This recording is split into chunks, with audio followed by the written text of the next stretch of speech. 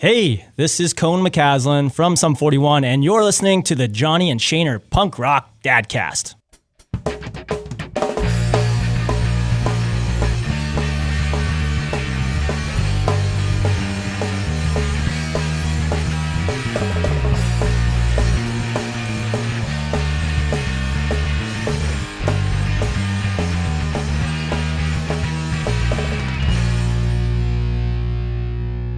Today is October 10th, 2024. We have the usual suspects. I'm Johnny Zero, and Shaner McCauley joins us hailing from Oshawa, Ontario. Welcome to the Punk Rock Dadcasts. Dadcast. It's not a plural. Please write us at punkrockdadcast@gmail.com. We may or may not get back to you, but I always will. There we go. Today on our show, Mr. Dan Hand. Dan Hand. From Hey guys, Underground Operations and many other operations. That's so past. Today, So what are you doing nowadays, Dan? My full-time gig is managing. I run Dan Hand Management, and I manage a handful of artists, a handful of songwriters, a handful of producers, and basically just try to, My wife wants to know if Taylor Swift is one of them. I think if she was, I might not be available for a podcast. I'd be pretty fucking busy. Still gotta meet her. Yeah, one day. So you've been in the music industry. You've been working in the music industry anyway for what, 20 years or so? Yeah, I officially would have I officially started in the music business, I guess, in 2007. But prior to that, I was always kind of in music. Like my second job was at CD Plus in Pickering. Yeah. You remember that chain and that location? Yep. So working there from 16 to 18, I was actually the last manager of the store. The regional manager thought it would be he liked me and thought that I was doing a really good job. So he was like, "Hey, I know we're closing the store soon, so I'm just going to give this kid the job." So I got to be a manager of a record store at 18, which is pretty fucking cool. Nice. I worked at Music World after that. So did I. Music business. Oh, really? Which one? Markville. Pickering? Markville. Okay. Yeah, I was in Pickering. Okay. Until it closed. And then then I took the music business program, I guess in 2004, if my math is right. And in 2007, no, I guess it would have been 2007, I was an intern. And in 2008, I got hired at Underground. So nice. That's where I got my start. Yeah, it's been a long journey. Amazing. But and still here. Did I see you worked for Universal for a bit? I did, yeah. Yeah. I could give you the quick spiel if that's better. Yeah, I'm a little curious because I used to have a Universal rep, and I used to go to the headquarters there on VP and whatever Road Shepherd. Consumers or whatever. And I had a rep for Ontario Punk, and I used to get all these free CDs, including Underground Operation shit all the time. Oh yeah, that was before my time there for sure. Oh, okay, yeah, okay. That's when I was still playing Ontario Punk shows. Right. So cool. Yeah. yeah. That would have been definitely kind of before that. So I was working at Underground, kind of jack of all trades person at first, doing grants, doing the mailroom, lots of mailroom for Protest the Hero. They just released Fortress. Things were just starting to blow up, exciting times. We had just signed Lights, also exciting, two big bands that are still existing today, which is nice. It was super fun. I kind of tried to, just show everyone that what I could do and, pull my weight. And eventually Mark and Katie gave me a marketing kind of position. So I got to work on Kingdoms and Artist Life Records. Then I want to say in 2009, the focus shifted to management. So I worked with Mark on Protest for a while and eventually signed Abandon All Ships, who were, I'll just give the backstory. They were kind of a Warped Tour crabcore scenecore band. Cool. Doing the techno meets, hardcore Yeah. type stuff. And they were also on that show Disband, the Much Music Yep. quote Yep. reality show. That's right. A scripted reality show. Not on the record, of course, but Yeah, no, of it was. course. No, it was a lot of fun. But that was like my first kind of band to like with protests. I got to like learn all about like day-to-day kind of management stuff. They actually took me on tour once in Europe, so I got to like go across like 13 countries in 30 days with them. That's wild. Super fun time, super great things. We got to do a bunch of cool things that were like, small victories for me. Like, I was working the Propaganda tour that they did for the first time when they went out with Propaganda and Strike Anywhere across Europe. And like, I didn't go on the tour. I was just at home, but it was still cool being like, I'm emailing about Propaganda guys, Yeah. I'm working with Propaganda's management to sort out a bus share. This is freaking awesome. No shit. Yeah. And then, when I started working with Abandoned Ships again, the company was like way more management focused. And the cool thing was both Abandoned Ships and at that time Protest were licensed by Universal. And then Universal hired Spicoluk to be the head of A&R, and he brought me along to be like the A&R representative. And basically my job was like the rock guy. So I handled the rock band. So, Cool. Abandoned Ships, Protest the Hero, Silverstein, Arkells. There's some more, but I don't remember. There's a lot that like don't exist anymore too. So Right. Now, yeah, so that was 2010 to 2013. okay. Now, like you did mention some bands that I didn't even know were on the roster, like Silverstein. Yeah, they did. I think the album Rescue with Universal in Oh no. Canada. Oh, okay. You're talking. Yeah. Okay. Yeah. Right. Sorry. Yeah. I'm talking about my Universal era. Yeah. Yeah. Yeah. I guess that was right after they got out of their Victory contract. So I can't remember who the label was around the world, but in Canada it was Universal. So I got to meet those guys and get to know them and basically work that one record. And then the short songs record that they put out after that was like half covers and half original, just fast punk songs. Yeah. Yeah. So that was a lot of fun. That's And so that's pretty cool because when I saw Silverstein and met the guys a long time ago out when I lived in St. Catharines, and it was Burlington, Hamilton shows I was always going to. Yep. And then when I did come back to Scarborough, I lived right around the corner from Universal, and I met up with Silverstein at Universal to do a video for like an intro to OntarioPunk.com, and all the guys kind of introduce themselves. Was that when they were signed or prior? Probably prior, or possibly. Cool. I it was so long ago, but it was like in this boardroom in the Universal building. Yeah. I mean, Universal always distributed the Victory stuff, I'm pretty sure. So it might have even been then, right. like earlier kind of stuff. But yeah, no, I sat in that boardroom with them a couple times. That's crazy. Yeah, it was super fun. And they were managed by Carl from Trustkill Records at the time, which was like also kind of a cool thing for me. So I like grew up on all the Trustkill hardcore records. Nice. Like Throwdown and Poison the Well. Yeah, yeah. Cool. I'm now chatting with this guy on the phone on the regular. Nice. That's getting old school, guys. Yeah. We're showing our age over here now. I don't know. Yeah. I mean, I'm going to show my age all over this thing. It's going to be great. Well, that's okay. You and Johnny are pretty much the same age. You guys are the young ones. Nice. Johnny, would we have met? Okay, so underground operations. I think you guys were flirting with a band called Manic Prosperity back in the dungeon days. Okay, so during that time, I was actually in a band that would have been playing in the dungeon days. I was in a band called Place Called Home. Place Called Home. Place Called Home.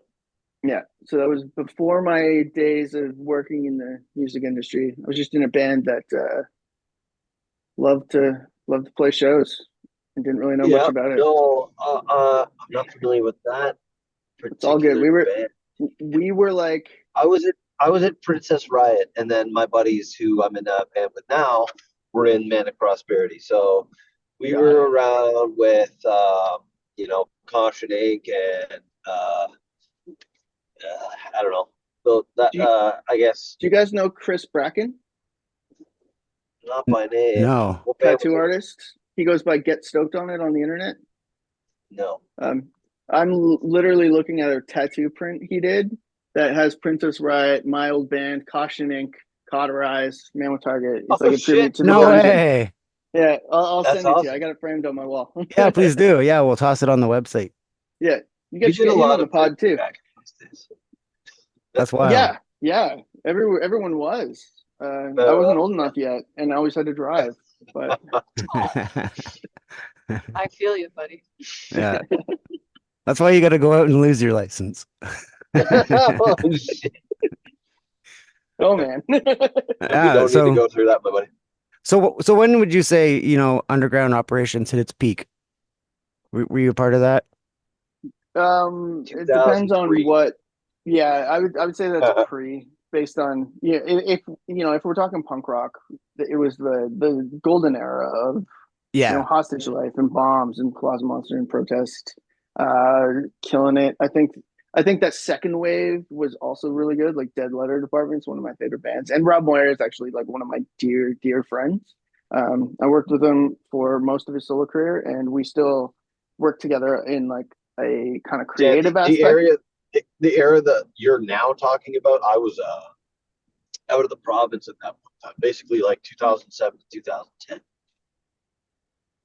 Yeah, that makes sense. Yeah, I think what I'm kind of referring to is like maybe 2 years prior. 2007 was more what I would say was like the Holly Springs disaster era.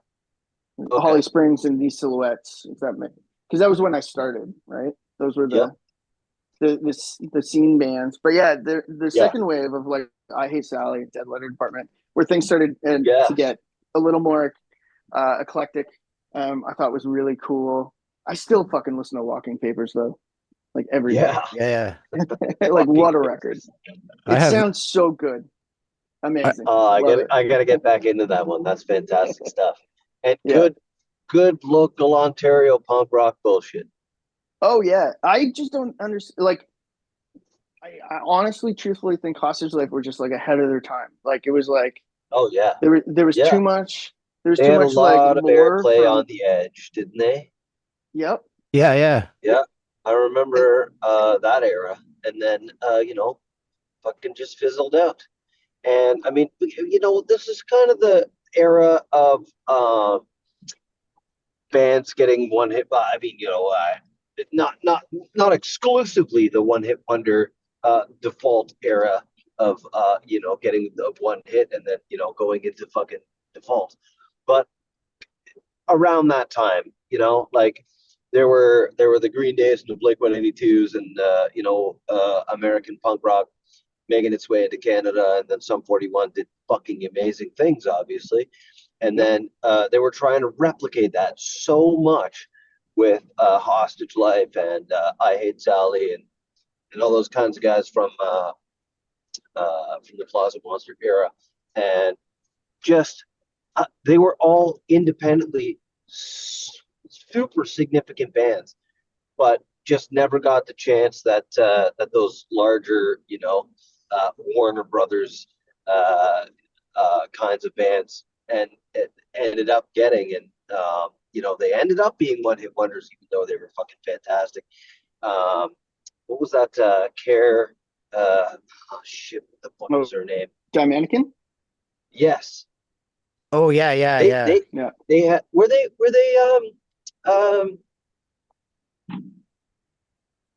signed by that label as well? They were no. They were, I think I don't know what they did like independently, but I'm pretty sure their big hit came when they were signed to Warner in Canada. Right. Yeah, and then they were signed to E1 after that. I'm not super familiar, but I know rest in peace, Care. Right. Yeah. Like, So I mean, same, yeah, same kind of like like. they were like a staple, you know, like it was, Yeah. I remember seeing them at like Rock the Mill in Cambridge and being like, this band Yeah. rules, but just never connecting with their records myself. Right, but also seeing him at like the fucking Bovine. Oh yeah. And Yeah. you know, Later you on could for see him sure. with 20, 30 people, and you could see him with fucking 3,000 people, and they're the fucking same band, and they're excellent. Yep. Uh, Yep. yeah, just good fucking punk rock times, man. Oh yeah. Yeah. And going back to the hostage life thing, I just think that like they like their particular style of punk was just like too ahead for Canada at the time.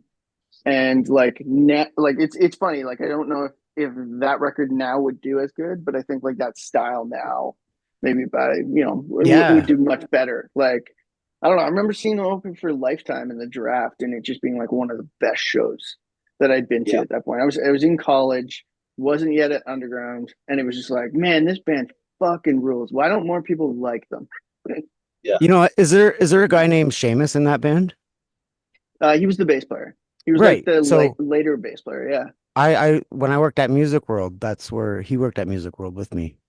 Oh no Oh, way. crazy. Yeah, Cool. yeah. Yeah. So I used to go because we were in Markham and we used to go to there was like a place around the corner, like a farmhouse or something, and they used to put on shows there.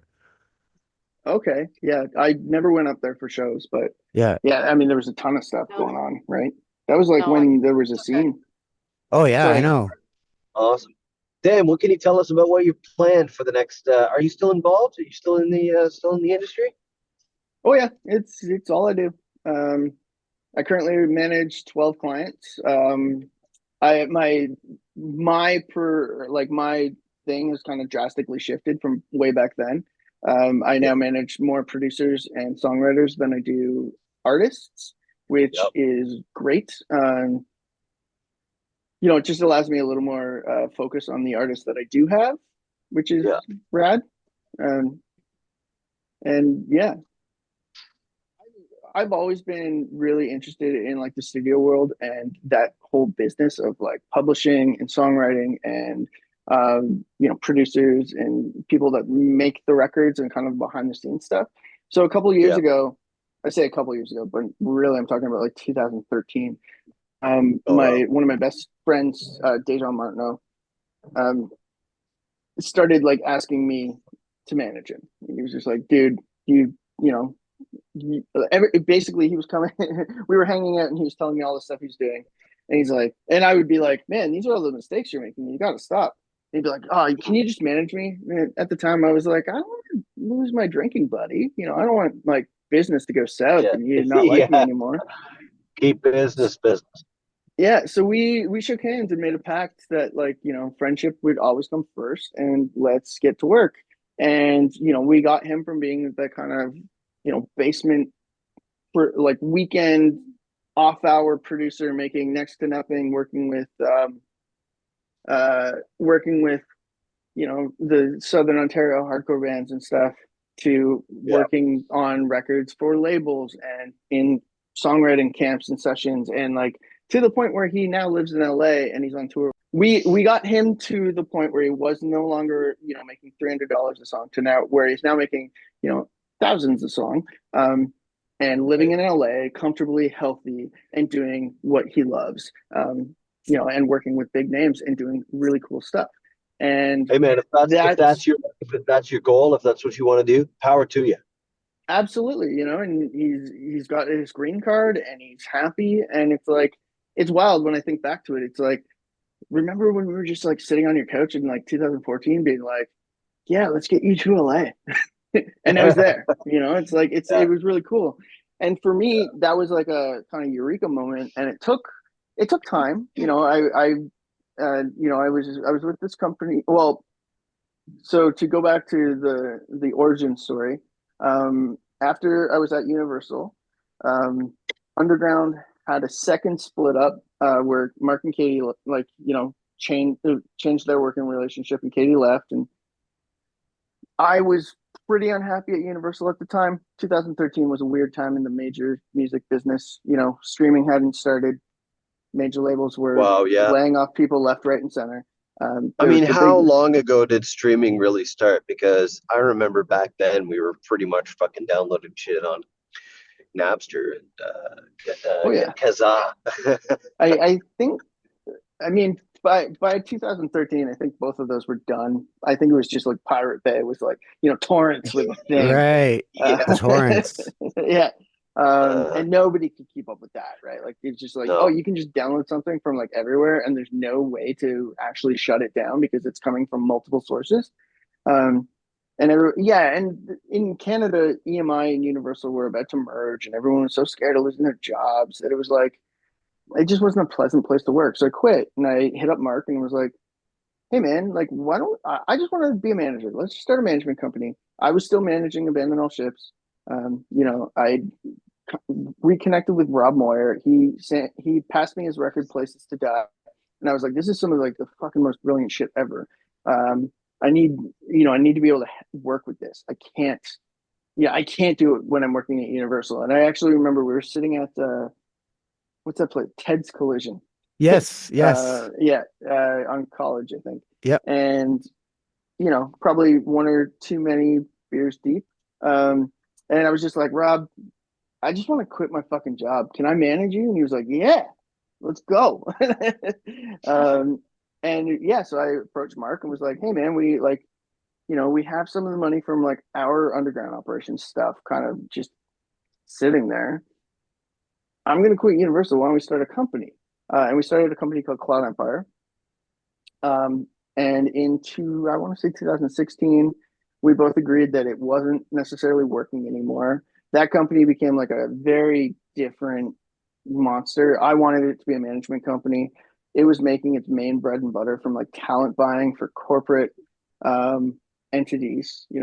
Companies like Beer Market would like hire the company to book DJs and cover bands and stuff. Meanwhile, I'm trying to like, sign cool bands to manage and, and then keep the train on track.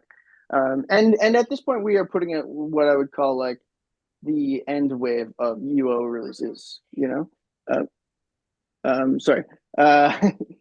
like what did we put out? The last few records were like the Diamonds records. I think the Heart Attack Kids record, which I really loved, but it was just, there was like no appetite for it at that point.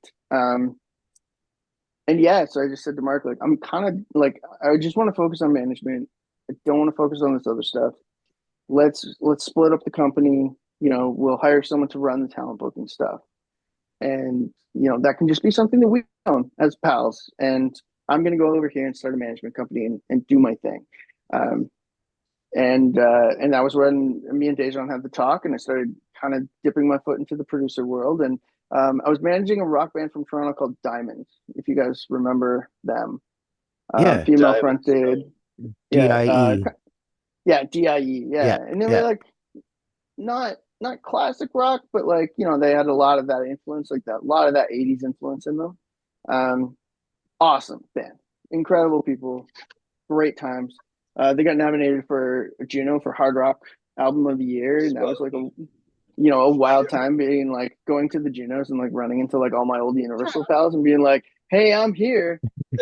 Fucking rock and roll band. Yeah. So that was rad. And then so I was doing the self-managed thing for a year, and then or self-owned management company thing for a year, and then by the end of that, I kind of saw the writing on the wall with a bunch of the acts and how things were not going to be generating cash. And I just so happened to be offered a job at another company called Inside Pocket, and I moved there. And I truthfully don't remember how I got on this tangent, so please reel me back in.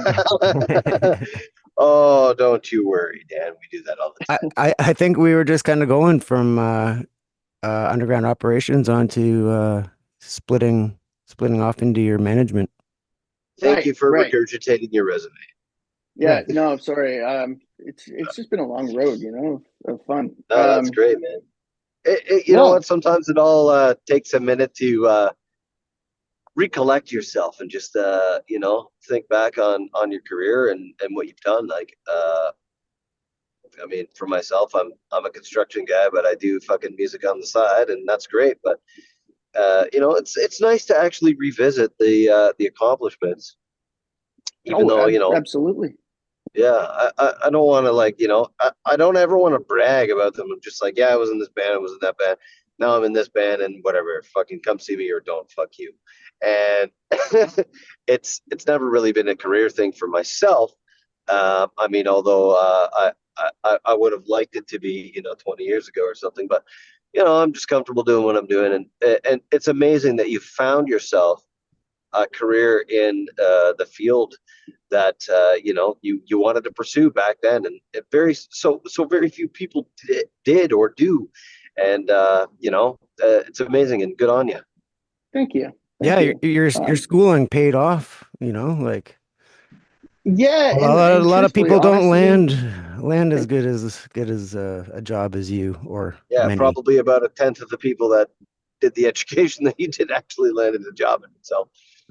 Yeah, and I'll be honest, a lot of it was just not having a backup plan. And like, I don't know, there was something about my year in particular. There's still probably about 10 of us from our graduating class that are all still working in the music industry and all still in touch. And like, there was just like, I don't know what it was, whether it was just like the era that we came up in, going from like the DIY punk rock, flyering shows for EP Taylors in the dungeon, at the malls. Yeah, to now. Yeah. That's where me and my wife met, by the way. No way. You remember that? At the mall? I don't remember. At EP Taylor's? Oh. At yes. the school? College. Yes. What show?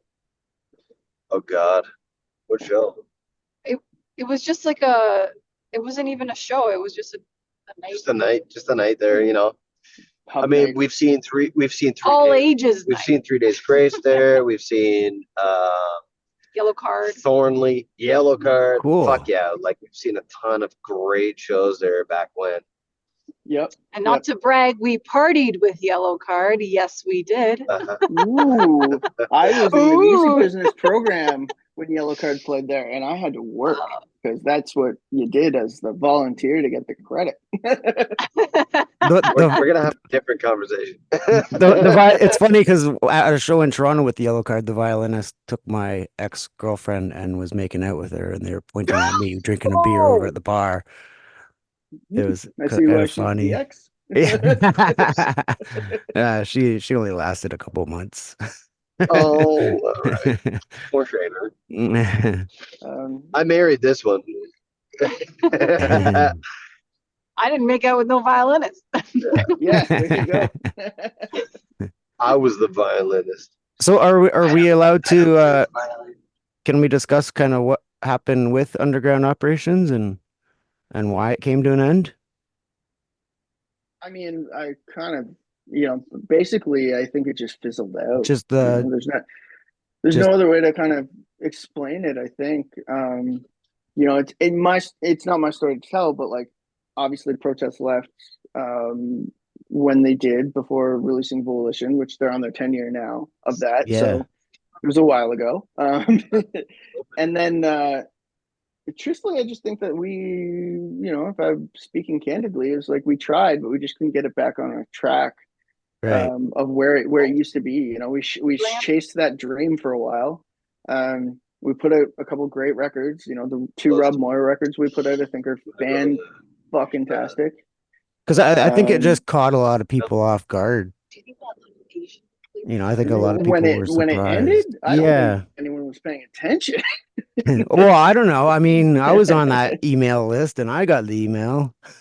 Yeah. Fair. And I had, and when I was like, I still had lots of, Ontario punk people, and they were all asking, like they were all in shock, and yeah, I don't know. I mean, like no one was buying the fucking records, so I, whatever. Yeah, I guess that's a hard time. That was the beginning when everything started to really go digital. Yeah, well, when we actually put like the end note on Underground, it would have been the last record we released was like that Closet Monster vinyl anthology record that I think is now only available on Bandcamp. I could be wrong. Again, I separated myself from the whole thing. But yeah, prior to that, it's like we were doing Heart Attack Kids. We had 2 Rob Moyer records out. We still had boxes and boxes of vinyl from like, past records and stuff. And it was just like, Shane, get on that. Yeah. Who's yeah, it's like are people listening? Who's listening to this? Do we want to still do it? And ultimately the answer was like, I think it's had its time, and to quote I think you guys, well, when I say you guys, underground operations is probably going to be part of that resurgence, that underground operations, that resurgence of, hey, I found this cool band from back when, and 20 years later they find, the Die Mannequins and the Protest of the Heroes, and bands that aren't necessarily around to make music anymore. And there's a little bit of that, hey, my mom and dad listened to this and it's cool and it's nostalgia and it's fucking better than Bruce Coburn and fucking Leonard Cohen. Hey, the Protest of the Hero guys are still shredding. They're doing great. Hell yeah. No, of course. Yeah. But I mean, you know what? Like it's counterculture, it's rock and roll, it's punk rock, and it's hard to find these days amongst the Meghan Trainor and Taylor Swifts, and it's not necessarily music for the masses, and it doesn't fucking appease to everybody. And I think there's something in finding that little shred of counterculture for yourself and sharing it with a few select friends instead of everybody that didn't necessarily like the same things that everybody else liked. And that's what sort of made us punk rockers. And that's okay. It's okay for both things. It's okay to like fucking Taylor Swift. It's okay to like Meghan Trainor. It's okay to like all that kinds of shit. But for me, it was finding those niche bands that didn't necessarily fit the mold, and you didn't necessarily find them on the radio, but they hit a vibe, and you got what you needed at them. Absolutely. Like, I quit my very first job to go to see Bad Religion. Hell yeah. Like literally, like I asked my boss for the day off. I was 16 working at a pub. And he said no, and he said, fuck you, I quit. Yeah, it was like 2 weeks and a day before the show. And I went in knowing that he wouldn't give me the day off. And I was just like, hey, I need this day off. I'm going to show. He was like, no, I need you. And I was like, cool, here's my 2 weeks notice. And even on the Friday before the show, he was like, so Dan, we'll see you tomorrow. And I was like, no, I'm not going to be here. And he scheduled me for the Sunday after. And I showed up for the Sunday shift because I was just like, oh, I kind of did it to like be a dick, to show up and be like, hey, I told you I wasn't going to be here yesterday. And he's like yelling at me and stuff. I was like, it's my last day. Who gives a fuck? Yeah. You can't yell at me anymore. I'm not a fucking employee. Go fuck yourself. Well, exactly, and fuck and authority. Sign the majority. That show in particular changed like my fucking life. Like Hot Water Music was the opener, and I just saw like 2 dudes fucking screaming their faces off, like just yelling, being so passionate on stage, and I was just like, oh, like yeah, I was into punk rock before then, but like that was like a band that like I was just like, I love this, and they're still to this day my favorite band. And nice, like. Yeah, he's just like one of those like moments. I think it's so important to have cheap punk rock shows too, because like Taylor Swift tickets are going for fucking $3,000. You can have like even like our band, like we record music, we're okay. We play music, but like every single fucking person who encounters us as a band, who's encountered us prior, like online or on the anywhere you can stream, has always been like, man, you guys' raw energy is like so much bigger than your band. And I'm like, well, yeah, that's just being a band. Like that's, a stage presence versus how the fuck are you supposed to ever replicate that? The only band I've ever known to do that is fucking Nirvana. No other band can replicate that shit the way they play it on stage, live. And, there's something to be said for that. Like the vibe of like actually going to a show, specifically and namely a cheap show. You're making fucking minimum wage, you're washing dishes, you're doing whatever, you got that angst, and you just go out and you fucking buy 1 beer, You meet one girl, you have one dance, and you see one band. And it was $5, and it'll change your life. Totally. Oh yeah. I'm pretty sure, the Bad Religion show at the time was probably like $15, but Sure. I was still like, Yeah. hey guys, what is happening here? Right. No, I'm kidding.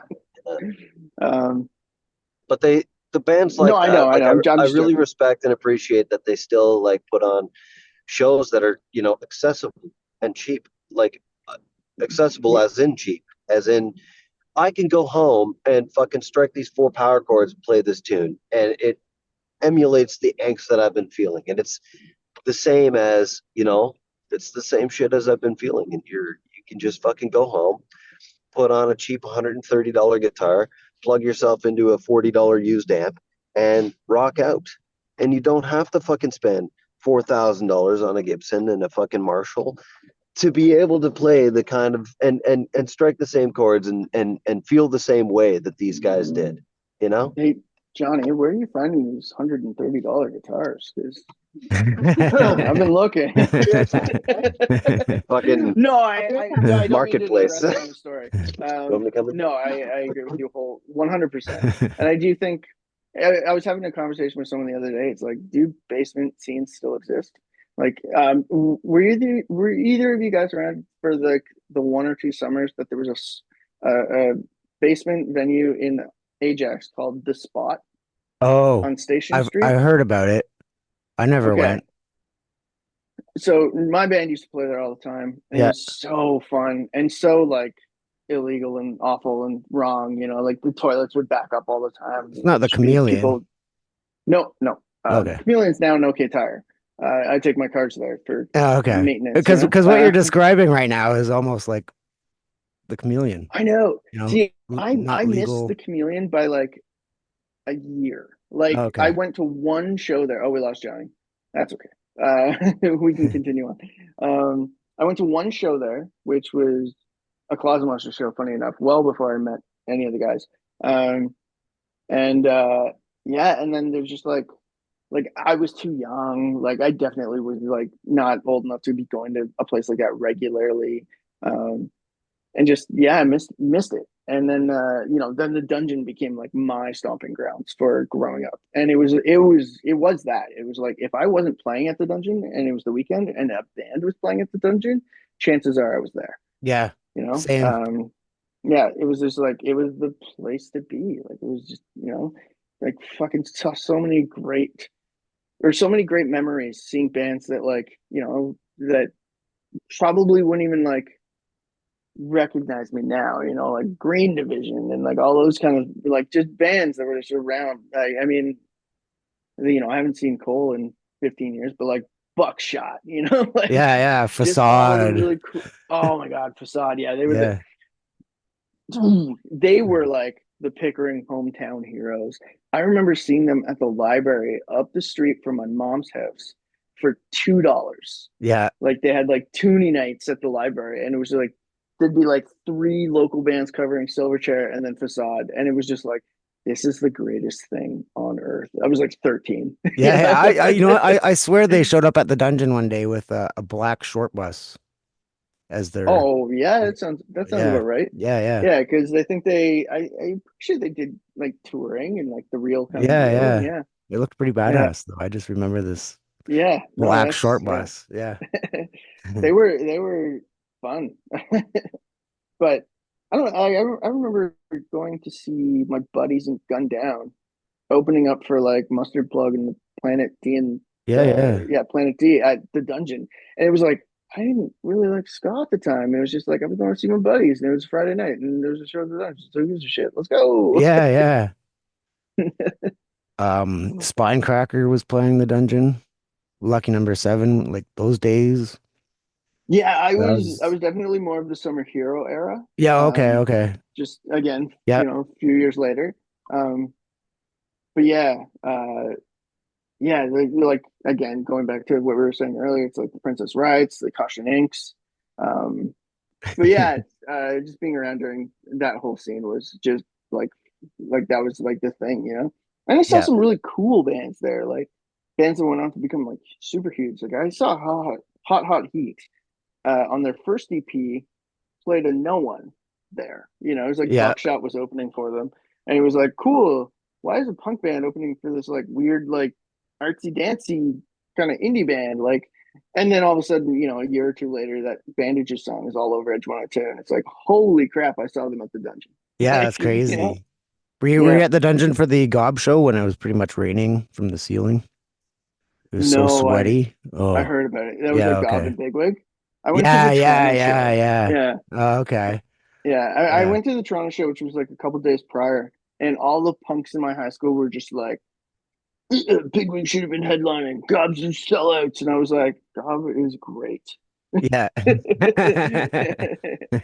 Yeah, no, that one I didn't go to again because I just went to in Toronto, and obviously I was like 16 or something. Money wasn't abundant. Yeah. But I was at the Bigwig Jersey show. There was another band that played that was like definitely notable. Maybe it was Out of Hand or Cutoff. Oh, But yeah. Protest the Hero opened, and it might have been one of their first shows, like as Protest the Hero. I could be wrong about that, Oh, wow. but that was like a night that I remember was like, whoa, this is cool. Yeah, Seeing yeah. Bigwig and like, and it was before they moved the stage, you know, all that sort of stuff. Funny enough, going back to like punk rock dungeon days, I also worked both of the last shows at the dungeon. Oh, yeah. Sorry, the last shows. There was like there was the publicly kind of announced like Protest Zero's last show at the dungeon. I was Yeah. working the door where they just let in everybody. Like there was no cutting it off. It was like, Right. hey, you got $10, we'll take it. Like, come on in. Yeah. Like, fire hazard. I don't mean the band. Like, you know, it Yeah. was the old owner. Like, he was just like, let anyone in. I was like, okay, I don't know better. And then I was actually tour managing the Means Kathleen Turner Overdrive Artist Life show, which was the actual last show at the dungeon, which was so ridiculous because no one knew it was the last show at the dungeon because everyone thought that the dungeon closed 2 weeks prior. Right. Because So, everyone thinks it was protest. yeah, well, that's how they, Yeah. you know, that's how they promoted it. So then we were there and played to like 10 people, and then they trashed the place. Like, Oh, the yeah. band's trashed. Yeah, not Means. They went outside, but like Kathleen turned over to trash the place. They Setting Fletchered it. up like, yeah, they Yeah. were setting up like fire extinguishers and like it was nuts. Super fun, but Surprised that yeah, building never burned down.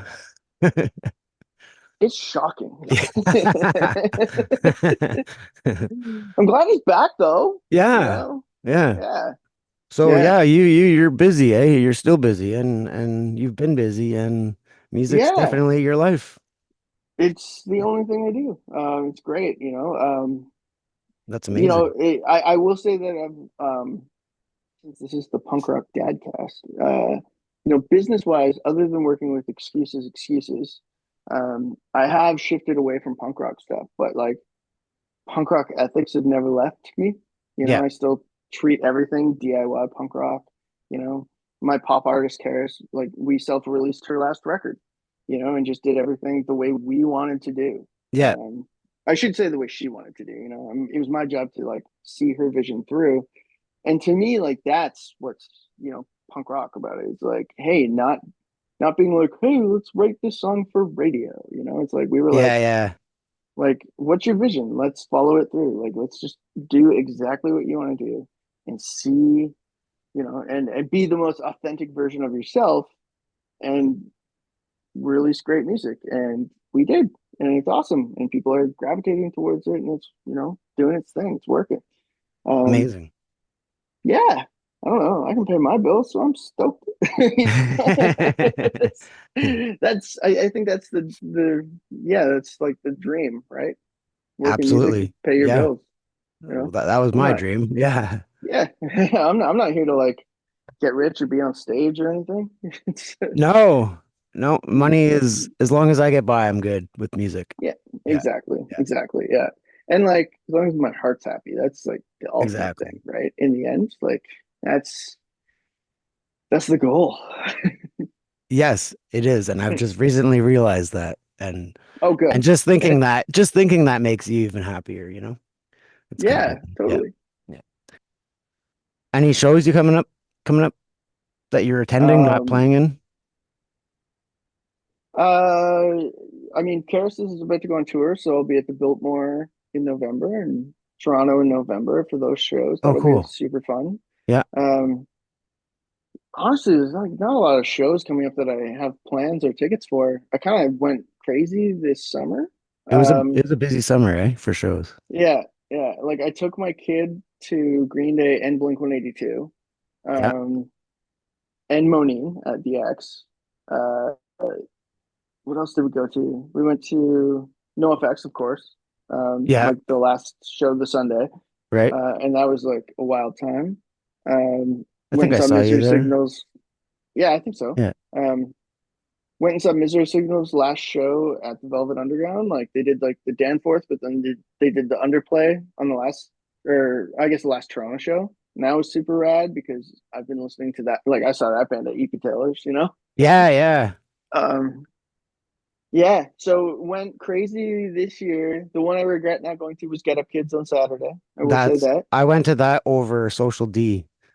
Oh man, and Dude, it was amazing. Just I'm sure it was. amazing. I know. I Yeah. watched all the videos after, and I was just like, "Why am I not there?"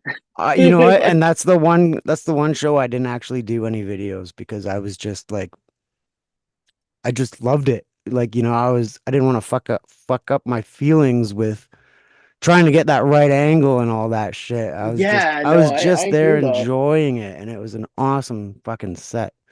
Something to I write can only home about. imagine like how much better it is now too. That like Matt's been like taking care of himself. You Yeah, know, yeah. like I'm sure his voice was like bang on, and It I don't know. I've sounded had identical to how it always did on the album. yeah, Like, it was crazy. amazing. Yeah, I love the Get Up Kids. You know, yeah, it's so yeah. much. Yeah, one of the best shows I've ever seen was them and Recover at the Opera House, and Oh, it was kind of cool. when they got over them, they got over like the On a Wire hump where they were just playing like new stuff, and Yep. they'd released Guilt Show, and they were like, okay, we're gonna play some of the old stuff again, and started like including older songs in the set. And it Yeah, was just like such a fun punk rock show. yeah. And yeah, I don't know. I just remember it being like one of the best shows I've ever seen. That and the Hot Water Music Thrice show at the Opera House. Oh, cool, cool. Yeah, that was The, caution era. the Get Up Kids show reminded me a lot of going to a Dashboard confessional show. I mean, the audience was fully participating, singing every word. It was amazing. I knew almost everyone there. Oh yeah? I had people texting me that night being like, "Hey man, where are you?" And I was like, "At a friend's in Pickering. Why? What's up?" And they're like, "You're not at the Get Up Kids? Like I was looking for you." Oh shit. like Yeah. like oh yeah, You I know what? know. I should have been there. I don't think I really ran into anyone I knew at Get Up Kids because everyone I knew was over at Social D. Yeah. And I had the offer too to go to Social D, and I had to go with Get Up Kids. I just I would have made the same decision. Yeah. And I think that makes us more punk rock than everyone else. Yeah. It's the nostalgic feeling from Get Up Kids for me. Yeah, yeah. And I'll be honest, like I don't know, like I know the hits by Social D, but not enough to skip out on a band that's like in the top 10, you know? Yeah, for sure, for sure. But I did skip out to do nothing. So Nice. what's that say about me, you know? Hey, it It's means I don't know. yeah, I had a relaxing night and Means then we're felt people. FOMO about it. Yeah, Yeah, exactly. yeah. But yeah, I don't know of anything that's coming up. I know Saves the Day are playing through being cool. That might be all right. I think that's in November. I'm not Yeah. sure. So, Oh, I'm going to see Donovan Woods, and that'll be super cool. oh, cool. I don't know if you're a fan, but Nah, I don't know too much, so but uh, you know, acoustic singer, songwriter. yeah, no, I love Um, acoustics. Oh, yeah, oh, and yeah, yeah. one of my clients plays in his band, so that's super cool because I've been a fan of Donovan longer than I've known this Yeah, client. yeah. And the funniest thing, not to again just talk about me the entire time, but this client, Robbie Grenwald, um, you know, we we start talking about management, building up his career as a producer and songwriter and stuff. And it wasn't until the day we were about to sign, I put 2 and 2 together, and I was like, "Holy shit! Wait a minute, you're the guy that's been playing on all the Donovan Woods records?" And he's like, "Yeah." I was like, "I'm a huge fan." Like we'd already got to the point where we were going to work together, and then I realized like all the work he's done Yeah, prior that I didn't know that he did. that's wicked. Because I was just basing my whole working opinion on everything that he had, like that he had kind of been doing in the very recent and what he had coming up and whatnot. And then it was just like, oh my god, dude! Like I got your records on vinyl. Yeah, yeah. Um, so yeah, that's rad. That's it for me. Is there any shows I should be attending coming up? Well, we got I'm going to a show finally for work and because I'm a fan. We got Blamethrower doing Ed the Sock's Socktoberfest Cool. on Where's October that? 24th. That's at the Biltmore in Oshawa. Nice. Yeah. Nice. I think there's another band called High something. I think they're a Toronto band, more rock Cool. than punk. Um, Cool. Cool. but yeah, Ed's gonna be there and he's gonna be kind of running the show and it's gonna be some crazy games and shit on stage. Who knows? I don't know. But it's a free Fuck show, yeah. so Oh, great. all, Yeah, all what day is that? October 24th. It's a Saturday, I think, or a Thursday. Let me check. Thursday. That's the day Thursday. before the Donovan Woods show. So I don't know if I Okay. can make it. Yeah. It's the old It's a babysitter thing. it's a free show. We're just looking for donations for socks for the homeless. Amazing. Yeah. Oh, that's great cause. Love it. Yeah, yeah. Yeah. Cool. Cool. Well, All right. other than that show, I don't know. Maybe I'll see you. I'm sure there'll be shows pouring in soon. I'll let you know where I'm headed Absolutely. next. Yeah, What's I'll that? let you know. I'll let you know when I'm out and about too. Yeah, for sure. Yeah. It was awesome seeing Sweet. you. Say hi Dude, to great seeing you too. say hi to Jen Ivy for me. I will. I will. Yes, yes. I'll text her as soon as we're off this call. Awesome. Anyways, dude, have a great time. I'm looking forward to this. I guess going to air. Is that the terminology for podcast? I don't even know. Yeah. I'm gonna Yeah. air it as soon as I produce it. Cool. Yeah, Perfect. Awesome. awesome. Well, thank you very much. Chat soon. Thanks so much for joining us, and we will talk to everyone else later. Head over to punkrockdadcast.com. We'll have it there shortly. Thanks, man. We'll talk to you later. Have a good one. Cheers. Bye.